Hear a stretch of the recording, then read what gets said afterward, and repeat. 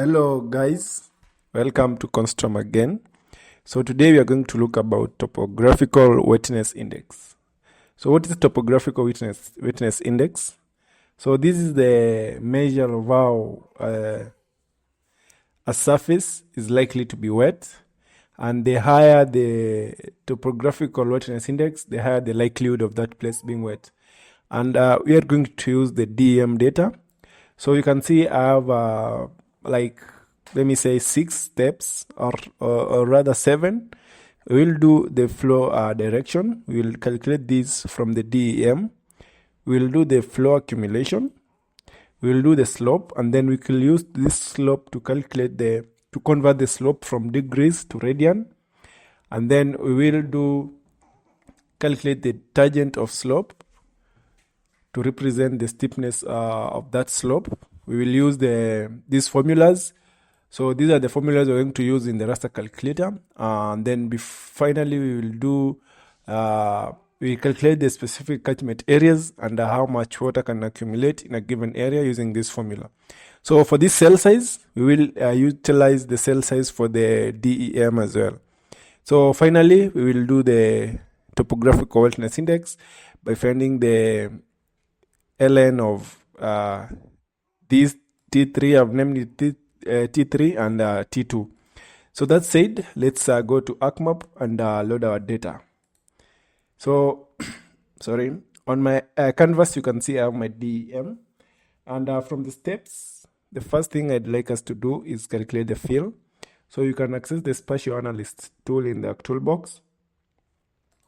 And under Hydrology, we will do the fill, the flow direction, so we'll calculate the flow direction by inputting the DEM. And we don't have to change anything else. So once this is loading, sorry, it's taking a second. So once this is done, we can just save this as a flow direction and just going to press OK. So once that is done, the next step is calculating the flow accumulation. So I'll just open the flow accumulation. Okay, sorry. Let me wait for the flow direction to be done. Meanwhile, I can just check the progress, see how far it is.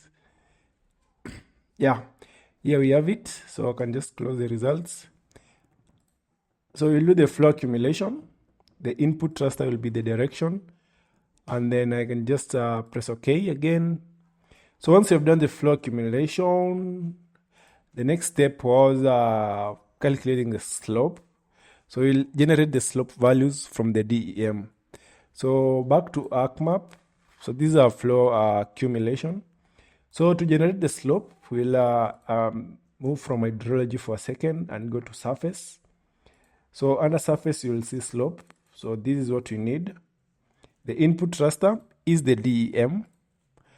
And the Z factor often changes, but we can leave this as it is.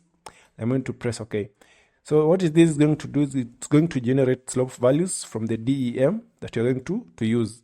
So you can see areas that are green represent regions that are flat, whereas areas that are red represent areas that are very steep. So that said, we have generated our slope. And now we will go to the fourth step, that is converting the slope from degrees to radian. So I will just copy this until there. And remember, we can adapt this naming convention, T1, T2, because it will allow us to understand how the formulas flow. So I will go and open the raster calculator. It's in the map algebra. So under the map algebra, I will just paste this formula, and then I will delete this slope and add it afresh. This is our slope. So that said, I'm multiplying by these constants, and the output, I'm going just to name it as T1. So I'm just going to save this, and I'm going to run this. So this is going to convert the slope from degrees to radian. So the next step is calculating the tangent of the slope. So again, I can just take this formula and copy it. and I'm going to use it again. So again, the raster calculator, and I'm going to paste this. But in this case, I will delete this T1 and add it afresh. So I'll do this for all the instances that has T1. So that said, I will just save this as a T2. I'll save these and run this. So this is going to calculate the tangent of the slope to represent how steep the steepness of this DE of this area. So the next thing you're going to do, you're going to calculate specific catchment areas, and we're going to use this formula where we are going to utilize now the flow accumulation for the first time. You'll add it to 1 and then multiply by the cell size of the DEM. So again, I'll copy this formula and I'm going to use this to find that. So before I go further, I'd like to know the cell size of the DEM. I'll right click on it. Under properties, I will go and see the cell size. So in this case, I go to source. You can see this is the cell size. If we just look at this area, this column, you can see this is the cell size, and this is what I'm going to, I can copy these, and yes, I can use that. So I'm just going to open the raster calculator, and let me paste it in there. That's the cell size, and then come back and copy this formula. So once I have that formula, let me paste it there. I'm just going to clean this up real quick. So sorry, just clean this real quick. Now that you can see, now we have the flow accumulation. So I'm just going to remove this flow accumulation and add the flow accumulation that we had generated earlier. And then you can see now our formula is sort of complete. So I'm just going to name this as T3. I'm going to save this, and I will just press OK.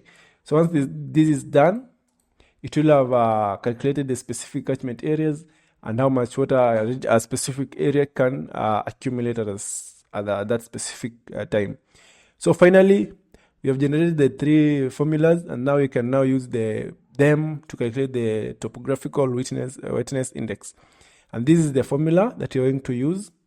We're going to utilize the ln function. So if I come to the raster calculator again and paste this formula, you can see I can now add my T3 as well as add my T2, and then the output of this is now going to be our topographical wetness index.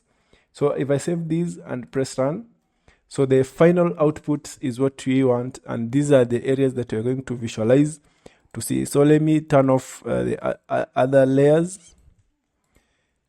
So they are all off. Okay.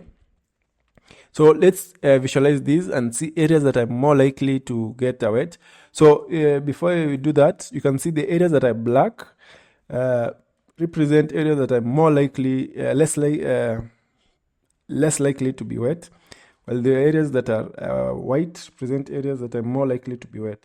And that can be true because maybe of slope and other factors. So let's do a better color ramp. We can do blues maybe for water. So I'll go to symbology, and we'll change this color ramp. Let's try the blues.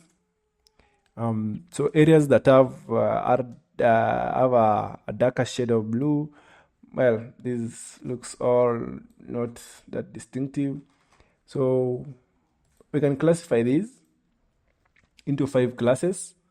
Okay, that's 5 classes, and we can choose a different color ramp. Maybe these. No, let's find a better color ramp. So if maybe we flip these colors, the blue to represent places that have, no, let's flip it again.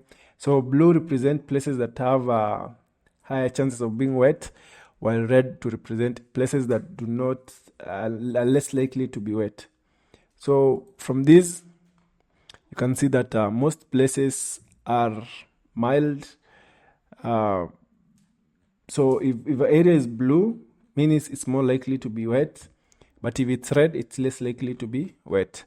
So we can just use the stretch instead to see the continuous nature of this. Let me maintain the black, and I can change it